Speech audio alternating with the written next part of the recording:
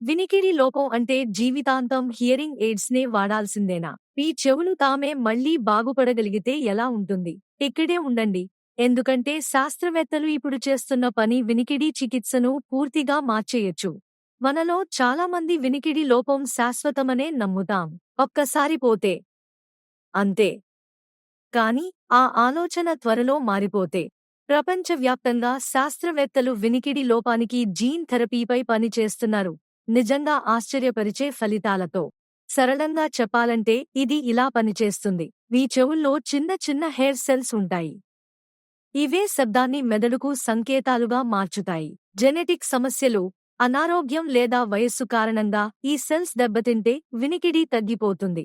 Gene therapy hearing ఎయిడ్స్లా శబ్దాన్ని పెద్దగా చేయదు. ఇది ఇంకా లోతుగా పనిచేస్తుంది. లోపభూయిష్టమైన జీన్స్ను టార్గెట్ చేసి ఆ హెయిర్ సెల్స్ను మళ్లీ రిపేర్ చేయడానికో లేదా తిరిగి పెరిగేలా చేయడానికో సహాయపడుతుంది. ఇటీవల జరిగిన మానవ పరీక్షల్లో పుట్టుకతో వినికిడి లోపం ఉన్న పిల్లలు శబ్దాలకు స్పందించడం ప్రారంభించారు. కొందరు వారాల్లోనే. పరికరాలు కాదు, శస్త్రచికిత్స కాదు, నిజమైన వినికిడి. ఇప్పుడు అతి ఉత్సాహపడకండి, ఈ చికిత్స ఇంకా క్లినికల్ ట్రయల్స్లోనే ఉంది.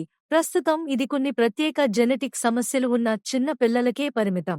కానీ నిపుణుల అభిప్రాయం ప్రకారం వయస్సు లేదా శబ్దం కారణంగా వచ్చే వినికిడి లోపానికి పెద్దల చికిత్సలు కూడా రాబోతున్నాయి. అయితే ఇప్పుడే మీరు ఏం చేయాలి? ఇక్కడే హియర్ జాప్ మీతో ఉంది. రేపటి చికిత్సపై సైన్స్ పనిచేస్తుంటే హియర్ జాప్ మీకు ఈరోజే మెరుగైన వినికిడి అందిస్తుంది. ఆధునిక హియరింగ్ సొల్యూషన్స్, అనుభవజ్ఞులైన ఆడియాలజిస్టులు, వ్యక్తిగత సంరక్షణతో. భవిష్యత్తులో జీన్ థెరపీ అయినా, ఈరోజు ఉన్న హియరింగ్ టెక్నాలజీ అయినా ముందుగానే చర్య తీసుకోవడం చాలా ముఖ్యం.